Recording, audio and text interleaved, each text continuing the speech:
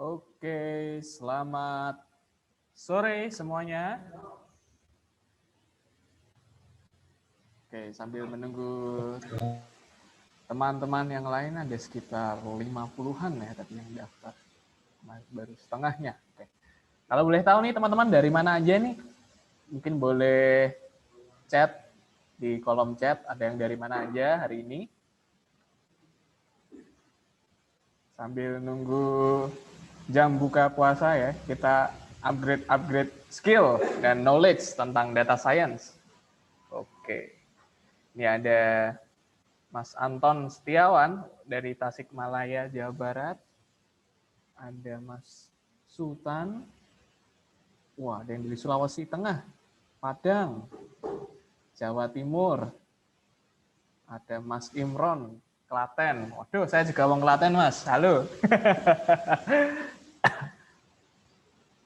Ada Mas Agus dari Mojokerto, Bekasi, Pangandaran. Oke. Kalteng. Oke.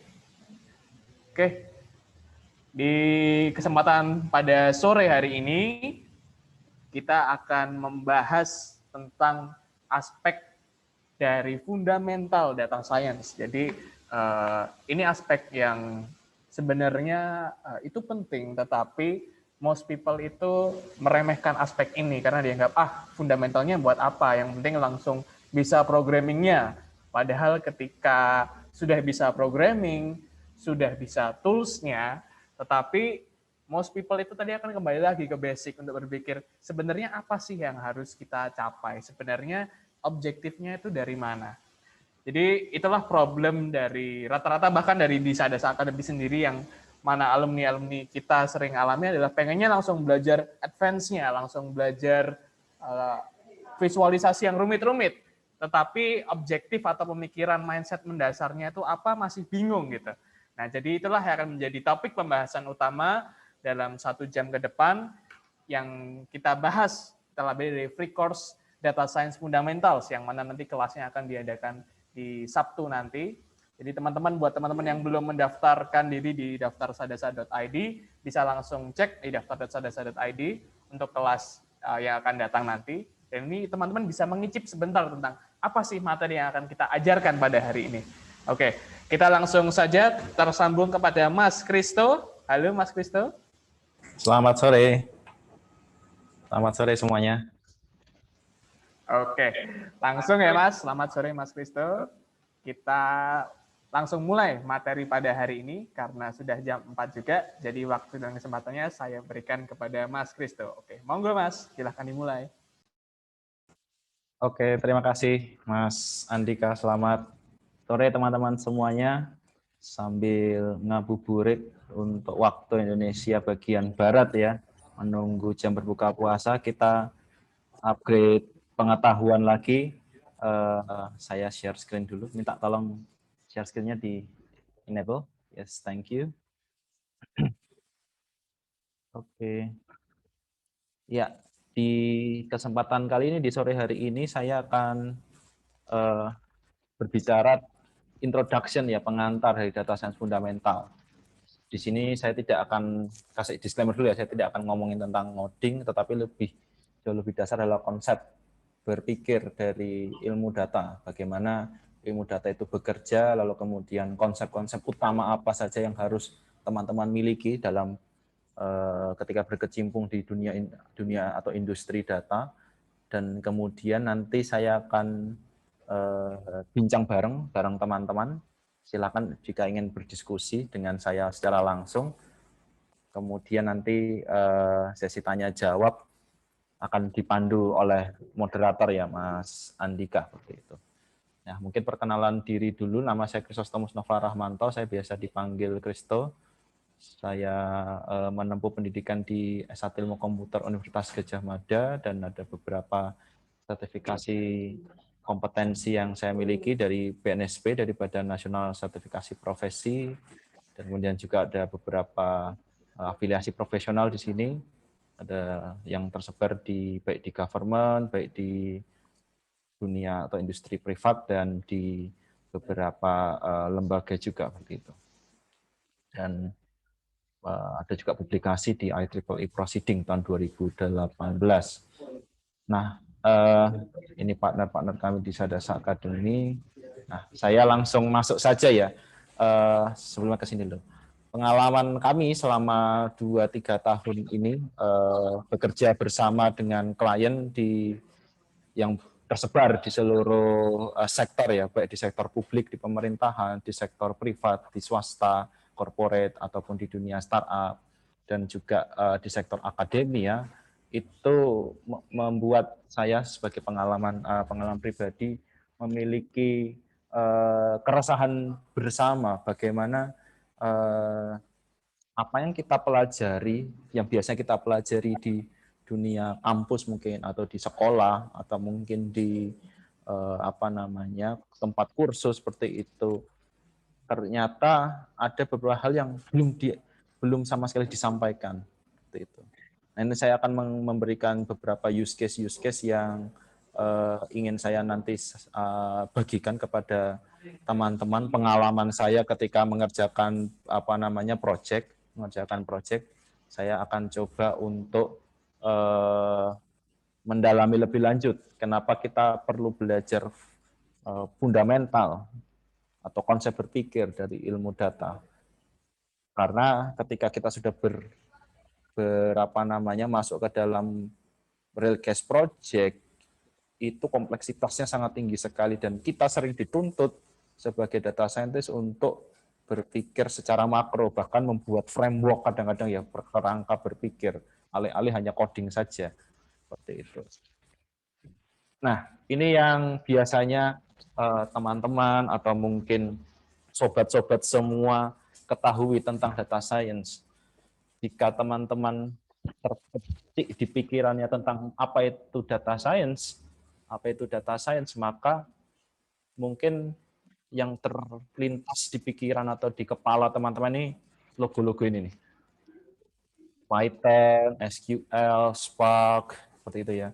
Scikit-learn mungkin untuk algoritma machine learning, lalu kemudian tools-tools visualisasi, ggplot di R Studio, atau tools-tools data store, misalnya Hadoop atau MySQL, MongoDB untuk database non-relational, dan beberapa tools-tools lain misalnya seperti ini. Punya Kibana ini ya, Kafka, Kibana, dan teman-temannya seperti itu. Dan teman-teman selalu kita ketika mungkin belum masuk ke dalam dunia industri ya, di dunia industri atau dunia kerja atau dunia nyata yang mungkin masih berlatih menggunakan dataset dari Kaggle atau dataset dari UCI seperti itu. Banyak yang ketika sudah merasa mahir menggunakan dataset yang tersebar di internet, ketika nyemplung atau masuk ke dalam dunia real case nyata itu bingungan. Itu yang sering saya temui ketika saya berpartner dengan teman-teman yang baru pertama kali nyemplung, dalam tanda kutip ya, quote and quote, nyemplung di dunia industri data analitik. Mengapa?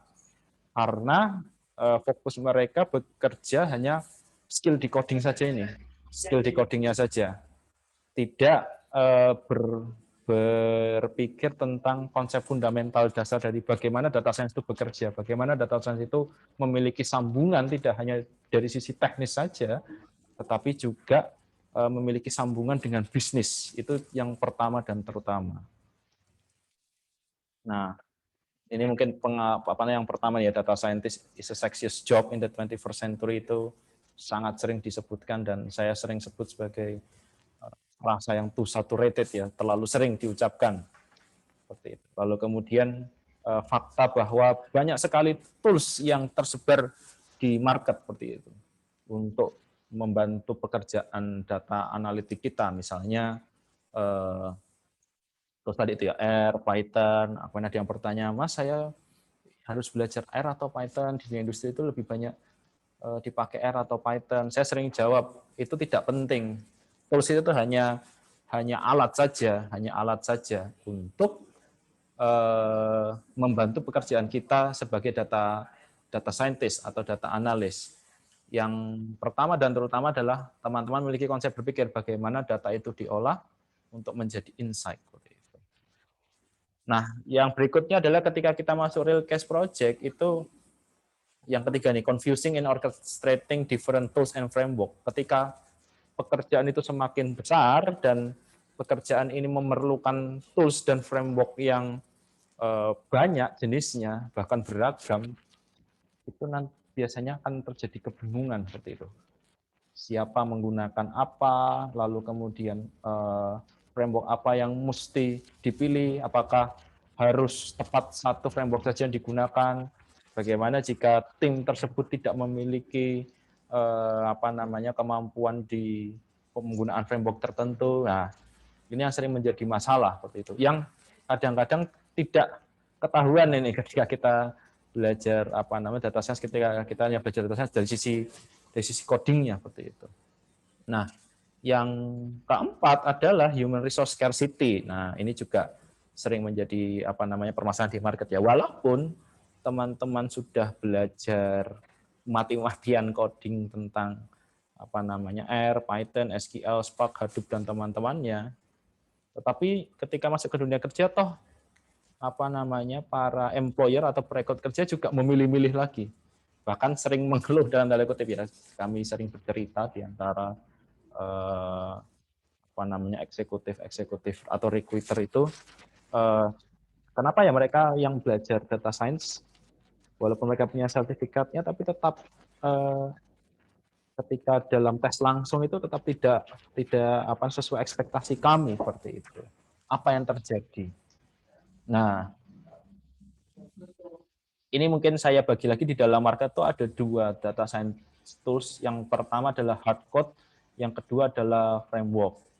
Nah, kalau hard code itu yang bentuknya adalah kode atau menggunakan bahasa pemrograman R, Python, SQL, Hadoop yang biasa dipelajari oleh teman-teman dari ilmu komputer atau teknik informatika. Nah, belajar hard code ini kalau tidak punya fundamental dasar KBP ya, konsep dasar pemrograman, ini memang somehow agak sulit seperti itu, Ini pengalaman saya, pengalaman kami di Sadas Academy ketika melakukan training untuk orang-orang yang non-IT seperti itu. Training data science untuk orang-orang non-IT. Ketika kita training untuk data science untuk orang non-IT, biasanya ketika melakukan proses pembelajaran coding R, Python, SQL atau Hadoop itu menemukan kendala. Biasanya mereka ngomong, aduh kepalanya pusing, aduh kepalanya mumet seperti itu. Mumet tuh pusing ya, seperti itu dalam bahasa Jawa. Nah, hal ini yang membuat hard code ini kadang-kadang menjadi kendala seperti itu. Padahal kalau pengalaman saya, hard code itu justru sangat penting, sangat penting. Kenapa? Mungkin saya jelaskan ya dari use case saya dulu waktu menangani beberapa project di government. Kalau project di government itu sangat peduli dengan namanya bukti. 1 tahun yang lalu saya melakukan proses cleansing data bantuan sosial di pemerintah daerah di Provinsi DIY, Daerah Istimewa Yogyakarta, dan sampailah ketika program itu sudah jadi, aplikasi atau data cleansing, data analytics-nya itu sudah jadi, ternyata ditanya oleh auditor, ini auditor BPK ketika ingin menanyakan proses pekerjaannya. Nah, ketika kita mengolah data menggunakan tools-tools yang non coding ya, misalnya Excel atau mungkin menggunakan tools-tools yang lain seperti itu. Ketika kita melakukan proses cleansing datanya itu tidak tidak tertulis dengan rapi, kan karena hanya kita menuliskan proses cleansingnya itu tidak secara eksplisit ya, tidak secara eksplisit. Jadi cara delete-nya ya proses delete saja, tidak terekam untuk proses delete-nya seperti apa. Nah, kalau di codingan kan proses delete-nya jelas. Ada fungsi tertentu yang dipanggil, ada kolom-kolom yang dipanggil, ada baris-baris yang dipanggil, ada tulisannya seperti itu. Nah, itu yang menyebabkan hard code ini tetap menjadi tools yang menurut saya tetap penting ya, walaupun framework ini terus berkembang seperti itu. Nah, di sisi kanan framework ini adalah data science tools yang tanpa ngoding seperti itu, tanpa ngoding. Ada Tableau untuk visualisasi, ada Power BI juga untuk business intelligence, ada Orange atau RapidMiner untuk membuat data science tools tanpa ngoding seperti itu, hanya drag and drop saja. Yang sebenarnya secara fungsionalitas cukup mirip dengan R atau Python.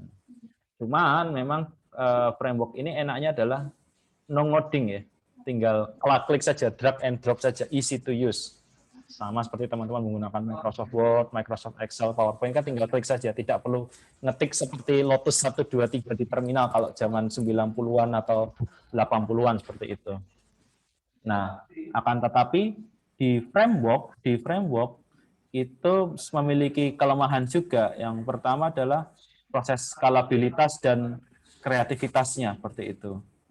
Kenapa? Apa maksudnya? Jadi ketika kita menggunakan hard code itu kita bisa melakukan secara scalable seperti itu. Artinya apa? Ketika scalable kita bisa menaikkan kapasitasnya. Misalnya seperti ini, saya menggunakan aplikasi Tableau untuk 50.000 atau 70.000 baris masih aman. Tetapi let's say kita punya data 150 juta baris. Biasanya Tableau itu sedang ngos-ngosan untuk itu. Nah, bagaimana kita ingin membuat visualisasi data dengan 150 juta baris? Nah, hard code ini yang menjadi menjadi tumpuan utama dasarnya. Bisa menggunakan R, Python, Hadoop, SQL, atau bahkan menggunakan Ruby mungkin, atau menggunakan Julia.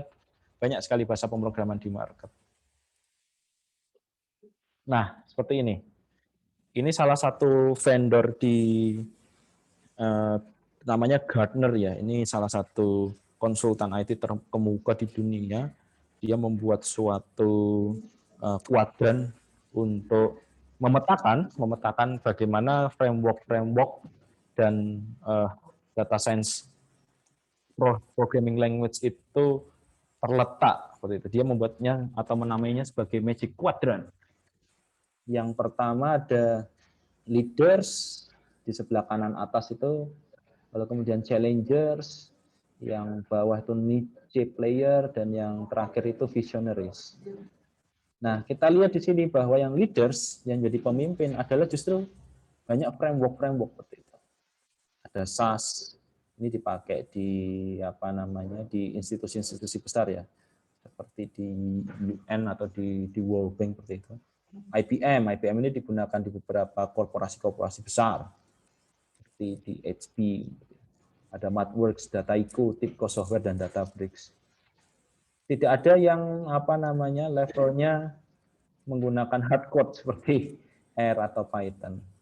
Kenapa? Nah, ini kita bisa lihat analoginya. Kenapa seperti itu? Karena ketika sudah bekerja di korporasi yang memerlukan data yang sangat besar dan kompleksitasnya tinggi, maka belajar coding from scratch itu mungkin tidak visible untuk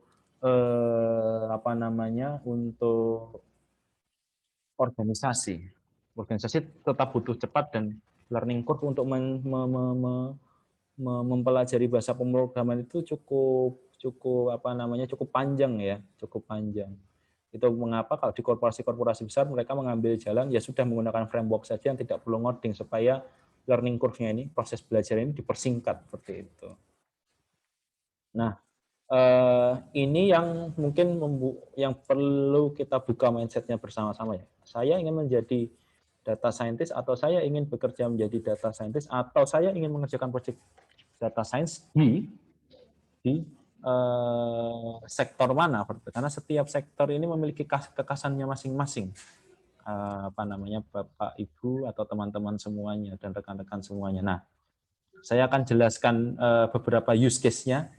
Bagaimana data science itu bekerja di 3 use case. Yang pertama di startup, yang kedua di corporate, dan yang ketiga nanti di government. Nah, ini use case di startup. Kalau use case di startup, saya sangat senang mengutip istilah dari salah satu teman saya di perusahaan atau korporasi terkemuka di Indonesia. Dia bilang seperti ini, kalau di startup itu tuh sama kayak kapal kecil. Dia geraknya lincah di laut, dan beloknya gampang. Tapi kalau ada badai besar, pasti akan terbalik dengan cepat juga. Berbeda kalau di corporate, itu kapalnya mewah, besar, kayak kapal pesiar seperti itu. Fasilitas serba ada, gede, orangnya banyak. Tetapi kalau bela harus hati-hati. Makanya faktor risk atau faktor risiko itu biasanya menjadi kunci utama dalam dunia korporasi. Nah, karena nature-nya demikian, maka use case data science di startup ini yang kaitannya dengan fundamental ini adalah teman-teman harus melihat nih fundamentalnya disjointed data sources. Jadi data source-nya itu masih tersebar-sebar, tersebar-sebar belum jadi satu dalam ETL ya, extract, transform, load data source. Lalu kemudian limited resources untuk data management dan infrastruktur. Ini wajar karena startup biasanya dikerjakan secara lean ya, secara ramping. Kemudian ada isu data privacy dan isu hard to use analytic tools. Nah, apa yang ingin saya sampaikan di sini? Yang ingin saya sampaikan di sini adalah bahwa use case di dunia startup ini atau isu-isu yang ada di dunia startup ini sebenarnya bukan isu teknis, tapi isu organisasional seperti itu. Kita perlu membreakdown masalah-masalah non technical yang kita mungkin anggap ini permasalahan hanya bisa diselesaikan oleh kode saja. Tidak, ternyata permasalahan di kode itu tuh sangat berdampak kepada organisasi. Apalagi kita tahu ya, ketika suatu organisasi itu berperan sebagai data driven organization, maka kebijakan atau keputusan atau kegiatan yang dihasilkan dari divisi data analytics ini akan berdampak besar ke organisasi. Maka dari itu saya melihat bahwa kebutuhan teman-teman dalam mempelajari data science di bidang di bidang hard skill-nya itu penting, tetapi di sisi lain juga mempelajari framework secara keseluruhan itu juga penting. Belajar environment dari bisnis atau perusahaan atau organisasi, kemudian menyambungkan environment bisnis itu ke dalam sisi technical, itu yang menjadi penting. Nah, yang kedua ini use case di government, itu yang saya temukan ya mirip-mirip juga seperti itu. Jadi beberapa waktu lalu saya sempat memiliki beberapa proyek government di kementerian, lembaga, dan pemerintah daerah, baik di tingkat nasional maupun di tingkat provinsi ya, di tingkat provinsi. Ini yang sering terjadi adalah lot of scattered data, ada Excel base, data-data itu hanya tersedia dalam bentuk Microsoft Excel saja yang banyak sekali. Ketika kita ingin mengintegrasikannya itu sangat susah karena datanya terfragmentasi di mana-mana seperti itu. Sehingga walaupun kita misalnya belajar, saya mau membuat algoritma machine learning untuk prediksi penyakit seperti itu. Tetapi itu hanya mungkin terjadi atau algoritma prediksi itu teman-teman bisa jalankan ketika datanya bersih atau clean. Nah, kalau teman-teman searching di Google ya, atau ya lihat di mesin pencari masing-masing seperti itu, pekerjaan utama data scientist adalah 80% data cleansing. Dan itu teman-teman harus terima sebagai kenyataan, tidak boleh lari dari tanggung jawab untuk data cleansing.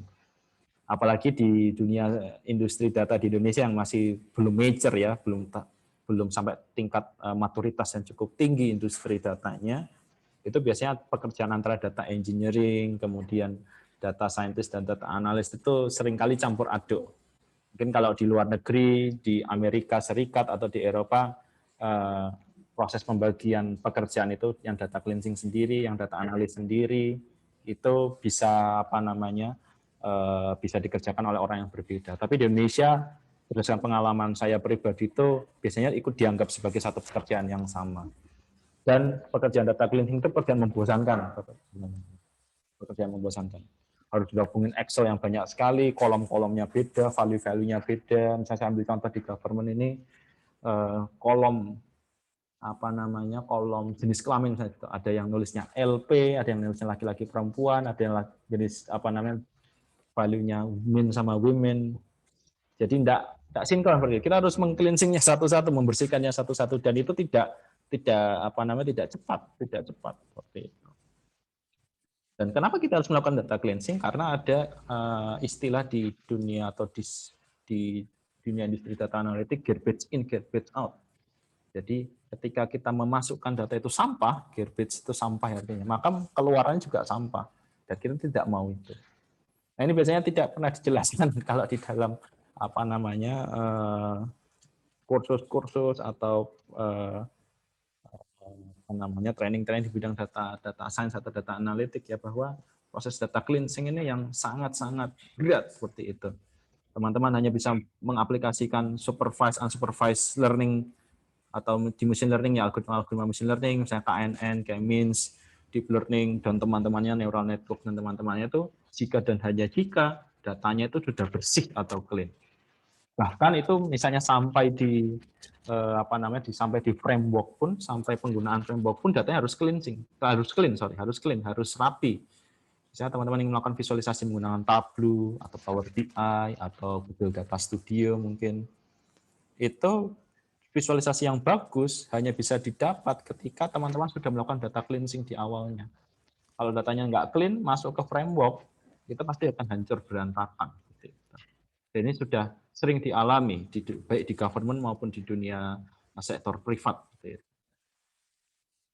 Nah, yang berikutnya ada individual database, ini terkait dengan fragmentasi data tadi, ya. Dan ini beyond code, orchestrator is a must. Jadi orchestrator atas banyaknya tools yang digunakan, aplikasi yang digunakan, sumber-sumber datanya dari mana-mana, servernya berbeda-beda, model datanya berbeda-beda, baris dan kolom yang di-create berbeda-beda, value yang di-create berbeda-beda, itu menjadikan ketika kita ingin membuat suatu level analisis, proses cleansing-nya panjang sekali. Maka dari itu orchestrator di sini adalah mengkoneksikan antara sumber-sumber data, kemudian data wrangling tadi itu untuk proses cleansing, dan kemudian baru masuk ke level analytics, itu harus membutuhkan orchestrator namanya. Sehingga hal ini tuh beyond code, lebih dari kode, ya, lebih dari kode. Ini lebih ke tata kelola dan tata kelola. Kalau teman-teman di government atau di pemerintahan itu biasanya nyebut sebagai tata kelola ini sebagai SDI, Satu Data Indonesia. Nanti teman-teman bisa lihat di sana. Nah, kemudian yang berikutnya lihat ini, data governance is the current issue. Jadi tata kelola data, ya, data governance issue, tata kelola data. Siapa mengkoleksi data apa, siapa berhak mengakses data apa, bagaimana data itu disimpan, bagaimana formatnya, format apa yang standar dan harus disepakati bersama, kemudian apakah bagaimana proses updating dari data itu sendiri, itu yang menjadi isu utama. Justru isu kodenya, isu teknikalnya itu malah jarang masuk ke permukaan. Nah, di corporate pun isunya sama atau mirip dengan di government. Jadi lots of scattered data juga ternyata.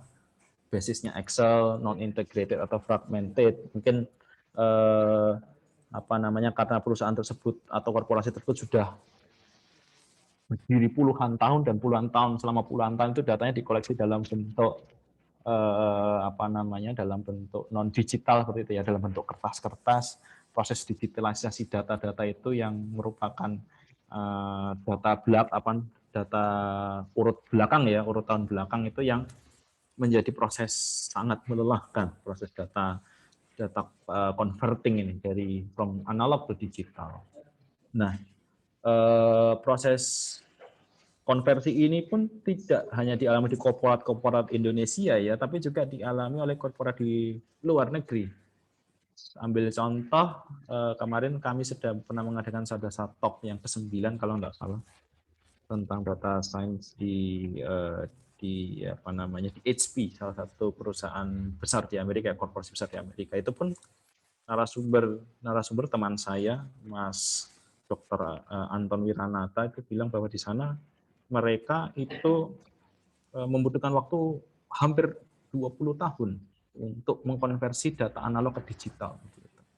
Data analog ke digital. Nah, isunya sama kan sebenarnya sama di government. Kalau di government bentuknya masih Excel, bahkan juga ada yang masih dalam bentuk masih dalam bentuk fisik datanya, dan di corporate juga demikian. Nah, ini kita sering dihadapkan atau lewat media-media tertentu ya di dunia teknologi itu banyak sekali media-media misalnya berbicara tentang AI, machine learning, big data, predictive modeling, pattern matching, kita bisa deteksi kejahatan atau deteksi orang, deteksi moving, bisa mesin bisa ngomong sendiri, banyak harapan atas AI atau big data. Tapi sebenarnya apa sebenarnya fundament dasar kenapa teknologi-teknologi itu bisa bekerja dengan baik?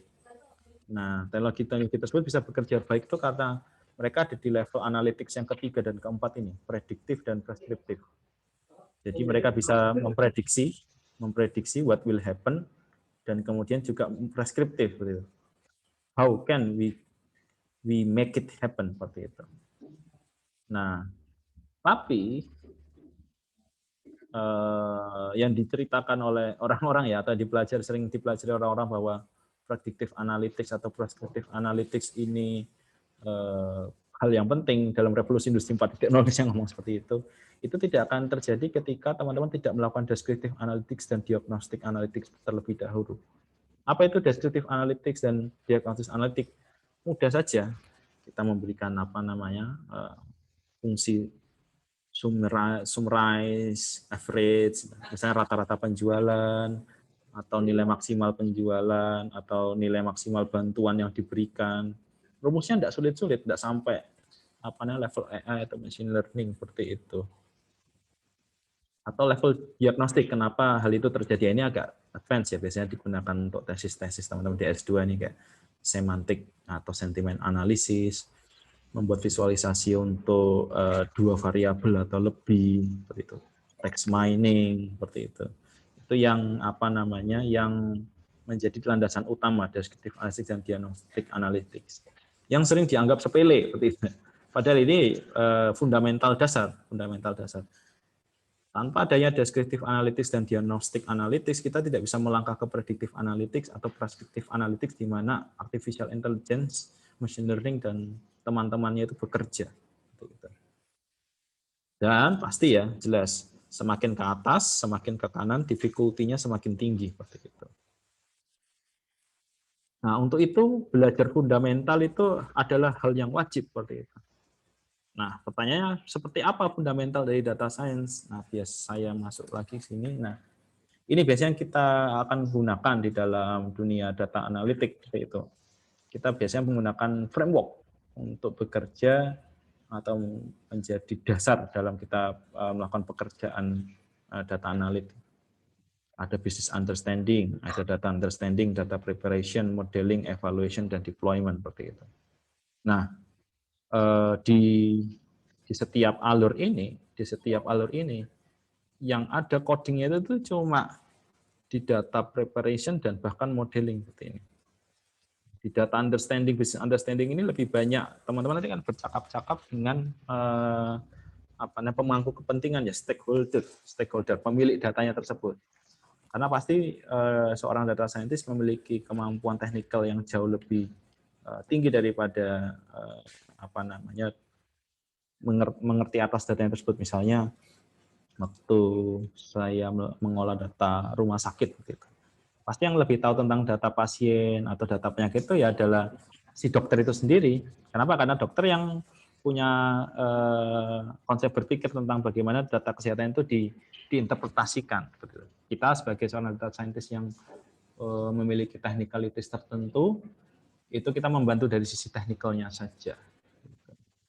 Nah, ini salah satu subtasnya ya dari CRISPR-DM. Bisa lihat sini bahwa business understanding ini lebih banyak pekerjaan-pekerjaan manajerial ya, pekerjaan manajerial.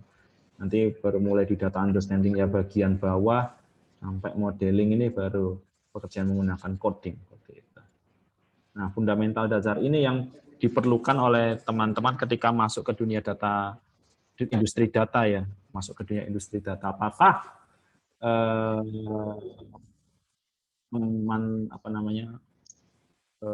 ilmu yang teman-teman pakai atau pelajari selama kuliah atau mengikuti kursus itu tuh bisa inline, bisa setara, bisa masuk ke kepentingan organisasi. Itu yang menjadi kunci utama. Saya pernah bercerita dengan teman-teman saya yang bekerja di corporate atau di government dulu.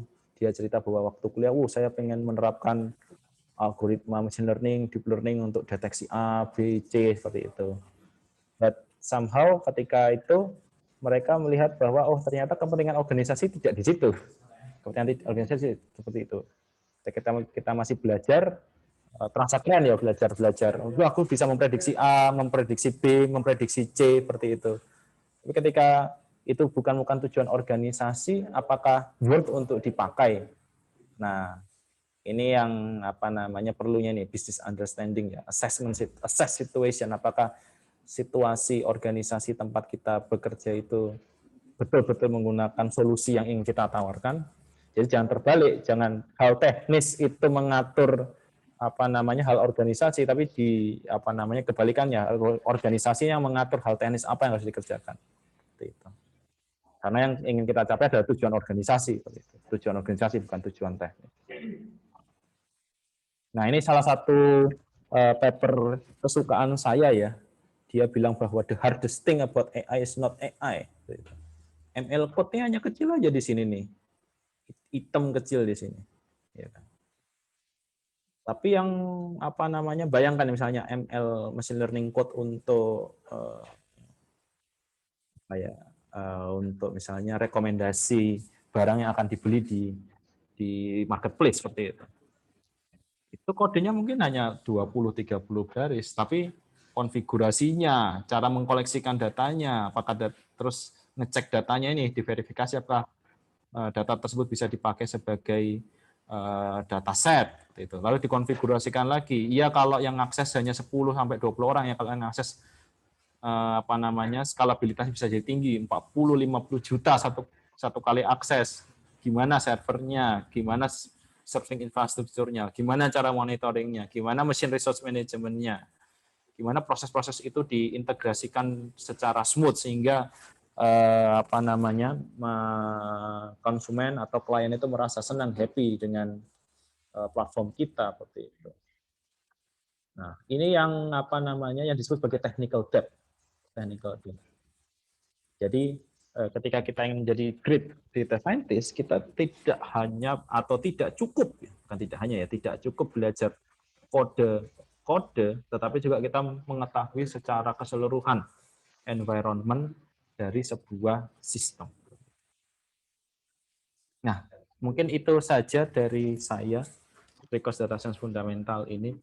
Di hari Sabtu besok saya akan lebih jelaskan lanjut ya, bagaimana use case tadi itu di dunia government, dunia startup, dan di dunia corporate itu bekerja, fundamental data science-nya. Saya akan kupas lebih lanjut use case tersebut dan bagaimana framework data science framework menggunakan CRISPR-DM itu juga saya terapkan di dalam dunia nyata. Mungkin itu dari saya kembalikan lagi ke moderator. Terima kasih, selamat sore. Oke, terima kasih Mas Kristo atas short present-nya ya tentang apa yang akan diajarkan seputar Data Science in Fundamentals. Nah, mungkin dari teman-teman terlebih dahulu, apakah dari presentasi yang sudah diberikan Mas Kristo ini ada pertanyaan? Gitu? Monggo, kalau dari teman-teman ada yang menanyakan sesuatu seputar materinya pada hari ini, atau hal lain terkait data science.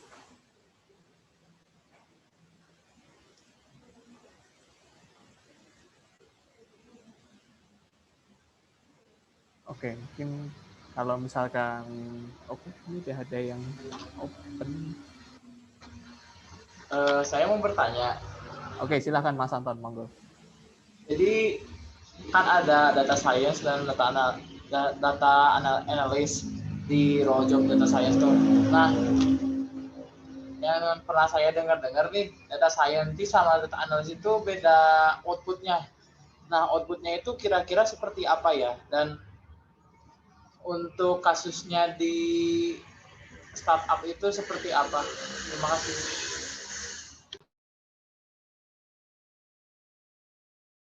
Oke, makasih Mas Anton. Mungkin saya bantu jawab ya berdasarkan pengalaman ya. Ini saya jawab secara dua hal ya, de facto dan de jure. Kalau secara de jure itu secara hukum ya. Kalau secara hukum memang data analis atau data scientist itu tuh memiliki pekerjaannya sendiri-sendiri, pembagian pekerjaan sendiri-sendiri. Kalau data analis itu biasanya dia di bagian akhir-akhir di sini. Dia membuat evaluasi, kemudian mempresent result, hasil dari analisis ini dijelaskan ke orang yang awam, langsung ke stakeholder-nya, pemilik datanya, seperti itu. Misalnya saya kemarin melakukan cleansing data bantuan sosial, ya saya presentasi di depan kepala dinas sosial sebagai data analis, seperti itu, sebagai data analis. Nah, kalau data scientist itu dia bekerja di balik layar, bekerja di balik layar, dia yang membuat mengkonstruk data, melakukan clean data, melakukan integrasi data, membuat model, menselect model. Tapi ini juga model belum tentu dipakai ya, karena modeling ini hanya berlaku kalau sudah di level analitik, prediktif, dan preskriptif. Padahal kita sering menemui, biasanya kita ingin membuat forecasting, time series and forecasting, tapi data ke belakangnya itu tuh nggak sampai 10-15 tahun sesuai dengan standar standar time series seperti itu. Maka kita hanya bisa levelnya deskriptif dan diagnostik saja. Modeling ini nggak kepake di dalam dunia nyata seperti itu. Nah, itu jawaban de jurenya. Jawaban de facto-nya adalah biasanya kita diminta untuk palu gada, Mas. Apa-apa harus bisa, mau jadi data analis sekalian sebagai data scientist, sekalian ngoding, sekalian buat visualisasinya, sekalian mempresent. Jadi pekerjaan yang biasanya dilakukan oleh 5-6 orang dikerjakan oleh 1 orang. Dan kenyataannya seperti itu sih. Saya beberapa kali melihat teman-teman baik di startup maupun di government atau di corporate, karena belum ada separasi yang jelas mengenai profesi-profesi di industri data, jadi sering bertukar-tukar job role seperti itu, Mas. Bahkan sering terjadi job role di data bisnis analis di perusahaan A mungkin berbeda job role data bisnis analis di perusahaan B, atau job role data scientist di perusahaan A beda di data scientist perusahaan B. Itu karena kita tidak memiliki standarisasi sebenarnya, standar kerja yang sesuai. Jadi itu yang terjadi, Mas, di dunia nyata. Semoga membantu menjawab. Bagaimana, Mas? Cukup menjawab atau masih yang kurang jelas? Sudah terjawab. Terima kasih. Ya, sama-sama, Mas. Oke, mungkin menambahkan, Mas, aku kadang di Instagramnya Sadasa itu, atau bahkan dari chat WA itu, bahkan banyak yang bertanya tentang perbedaan mengenai data analis, data scientist, data engineer, atau bahkan ada data arsitektur. Itu sebenarnya bagaimana sih, Mas? Mungkin bisa dijelaskan melalui suatu analogi tertentu, begitu, supaya teman-teman ini nggak confused lagi tentang perbedaan ketiganya gitu.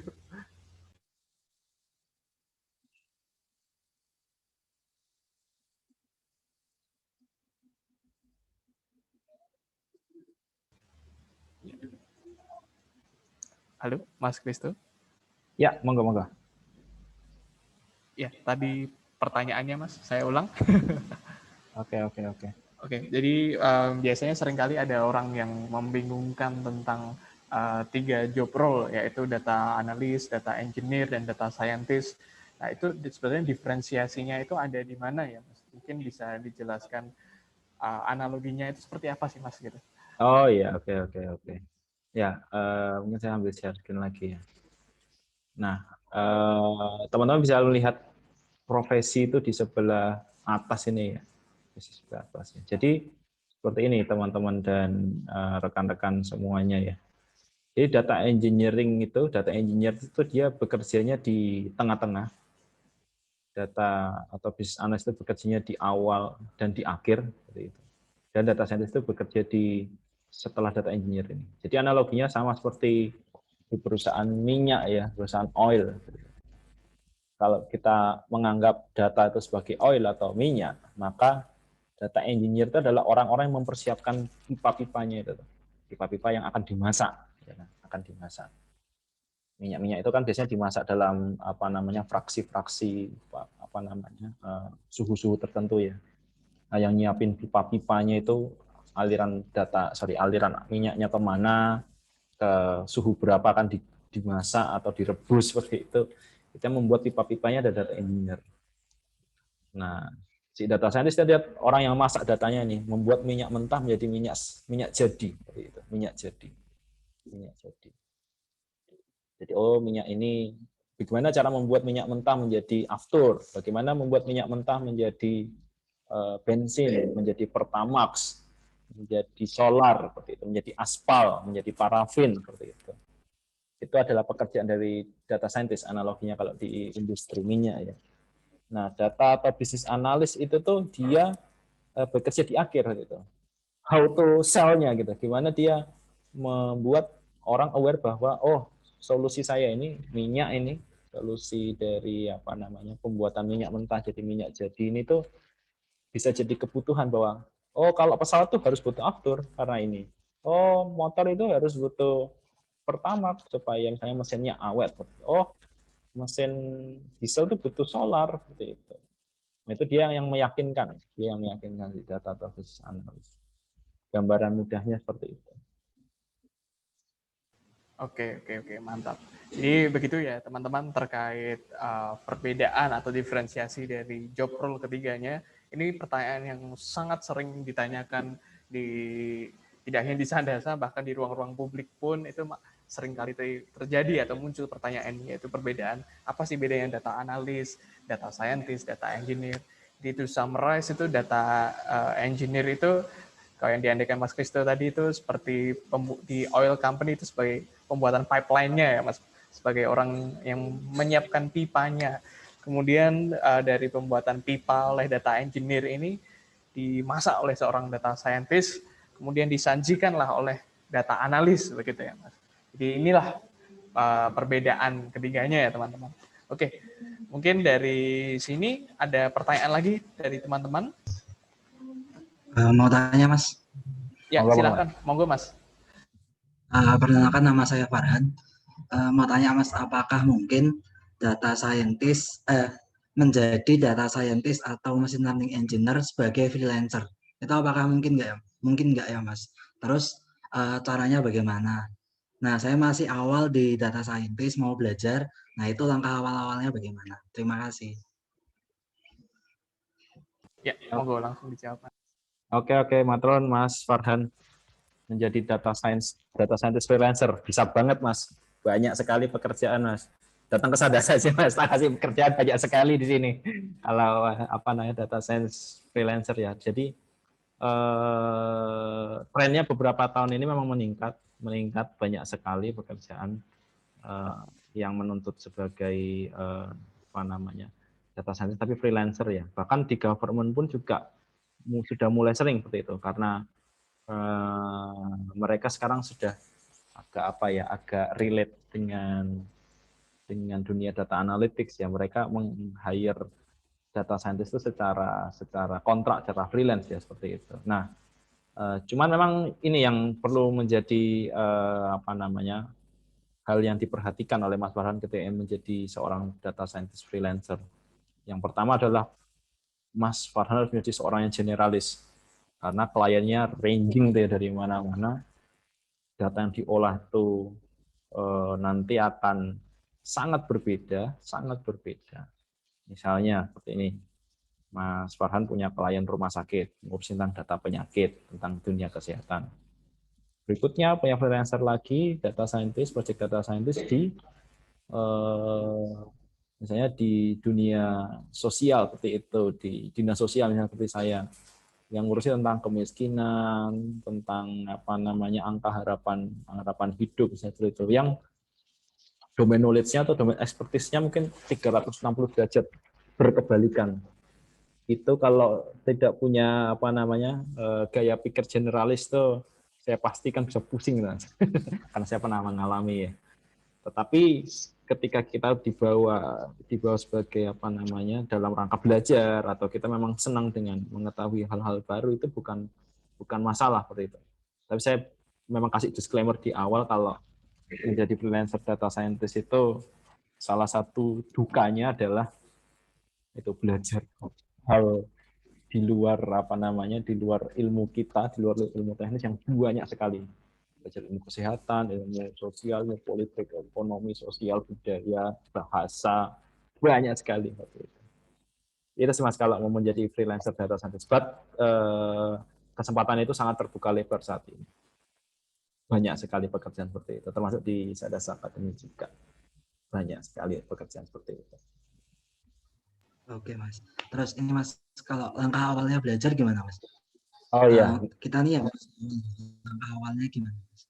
Oke, langkah awal belajar adalah langsung terjun ke project aja Mas, nggak masalah untuk itu. Kenapa? Karena data science itu skill, dia bukan pengetahuan ya. Jadi kalau saran saya sih nggak usah kebanyakan membaca buku atau kebanyakan ngoding-ngoding menggunakan dataset yang ada di internet ya. Langsung terjun ke lapangan aja, karena di lapangan sama di dunia di dunia nyata itu sangat berbeda datanya. Kalau Mas Farhan latihannya pakai dataset yang ada di Kaggle atau dataset di internet, itu datasetnya udah clean, udah bersih. Tapi di dunia nyata itu dataset nggak pernah bersih. Saya jamin 100% seperti itu.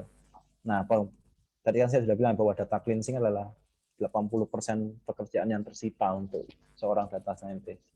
Nah, pekerjaan ini kan hanya bisa didapat kalau mengikuti project. Kalau nggak mengikuti project itu susah sekali untuk itu. Jadi mending nyemplung aja Mas, nggak Mas. Tidak ada syarat-syarat tertentu sih, sepanjang bisa membuktikan bahwa Mas Farhan memiliki logik fundamental bahasa pemrograman coding dan memiliki kemauan untuk belajar yang tinggi, saya kira untuk memasuki proyek-proyek yang kecil-kecil pun cukup syarat itu. Oke, makasih Mas. Ya, sama-sama Mas. Ya, jawabannya sudah cukup jelas Mas Farhan. Sudah cukup Mas, sudah. Oke. Ya itu mungkin benar sekali tuh yang dikatain Mas Kristo, karena dulu pun mungkin saya juga share ya Mas, itu di pengalaman saya. Dulu lulus dari kuliah, background saya non IT juga Mas, jadi takut-takut gitu kalau masuk ngerjain project-project data science. Tapi memang personally saya memang punya passion dan keinginan untuk research seputar tentang data. Dan waktu pertama kali masuk ke Sadasa, terus pengen menjajal atau nyoba-nyoba gitu sama Mas Kristo juga emang disuruh udah nyemplung aja gitu, langsung coba aja dari project yang ada. Dan di Sadasa itu saya juga belajar, kemudian di encourage untuk yang penting kamu nyemplung dulu, dan realitanya memang benar Mas, kayak sudah ngikutin course, sudah belajar, tapi what we learn di e-course, e-learning itu berbeda dengan apa yang ada di dunia nyata, di actualnya. Seperti yang Mas Kristo tadi sampaikan gitu ya. Jadi biasanya datanya itu di e-courses yang disediakan itu mengajarkan tools-toolsnya, atau mungkin datanya itu sudah tidy itu seperti rapi gitu ya Mas. Kita tinggal memprosesnya, mengolahnya, selesai. Kesimpulannya hanya sampai sesimpel itu, sederhana itu. Tapi kenyataannya lebih dari itu ya Mas, seperti yang disampaikan Mas Kristo, bahwa data processing-nya sendiri, wranglingnya itu 80% prosesnya itu ada di sana, yang mungkin itu tidak diajarkan ya. Karena itu mindset berpikir fundamental tentang root of the problem itu apa, itu sangat-sangat penting gitu. Mungkin itu sih yang bisa juga saya sharekan kepada teman-teman ketika nanti ingin mempelajari lebih lanjut tentang data science. Itu jangan ibaratnya jangan underestimate think about fundamentalnya juga gitu. Jadi tetap harus dipelajari dan jangan takut mencoba. Oke. Mungkin dari teman-teman ada lagi pertanyaan, kita masih punya waktu.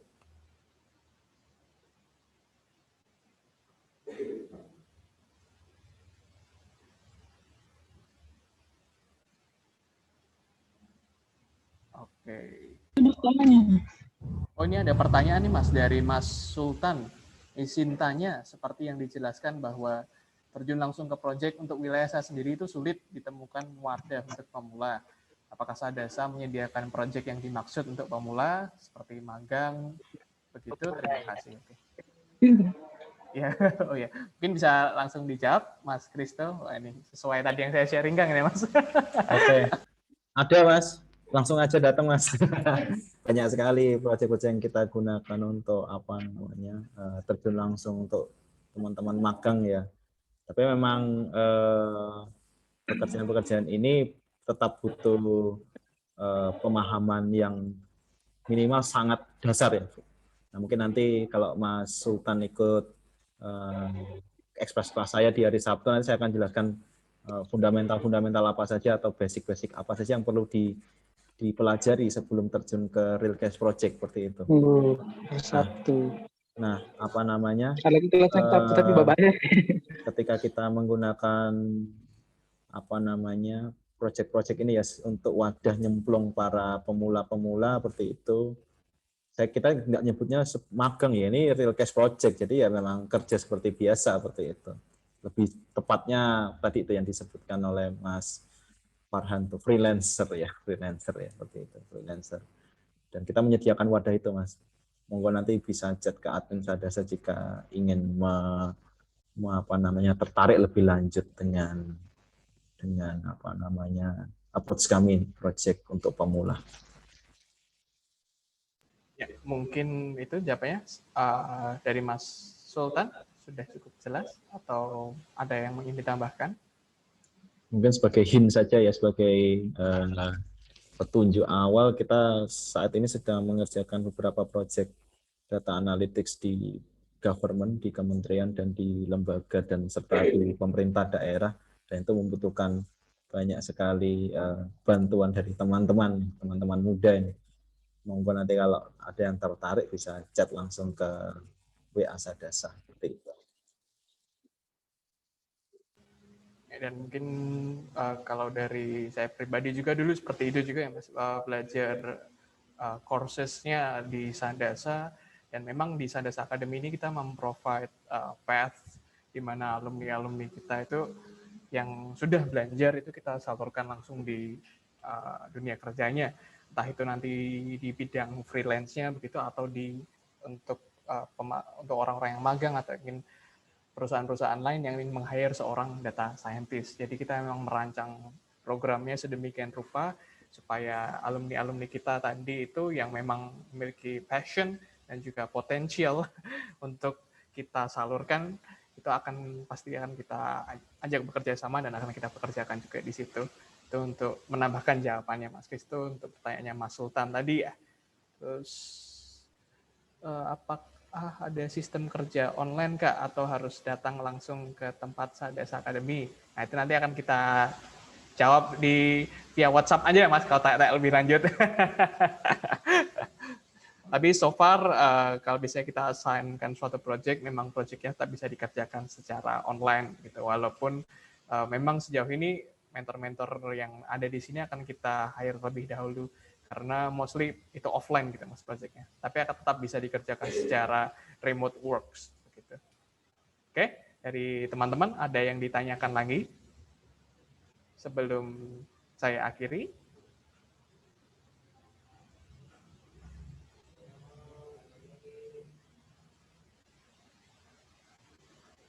Oke, misalkan sudah tidak ada lagi, aku mau invite ini sih teman-teman. Jadi setelah dijelaskan tentang konsepnya apa, fundamentalsnya, buat teman-teman yang masih penasaran atau ingin tahu lebih lanjut tentang apa fundamentals of data science, atau masih bingung data science itu apa, ingin belajar tapi mau mulai dari mana, atau kemudian kalau pengen mengerti framework berpikirnya saja tanpa masih mau ngoding gitu, cuman masih pengen berpikir konsepnya itu seperti apa, dan bagaimana nanti kalau sudah selesai semua itu, kemudian kita pengen visualize-nya, nah itu semua akan hadir di serangkaian acara spesial Ramadan yang diangkat oleh Sadasa Academy bernama Sadasa Academy Express Class Data Science for Fundamentals.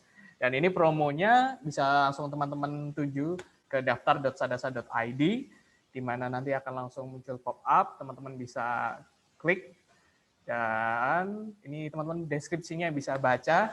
Kalau mau baca lebih detailnya bisa diklik di situ. Dan kita ada promo ya teman-teman. Jadi ini ada bundling. Kalau teman-teman mengambil bundling, semuanya keseluruhan itu kita ada promo spesial.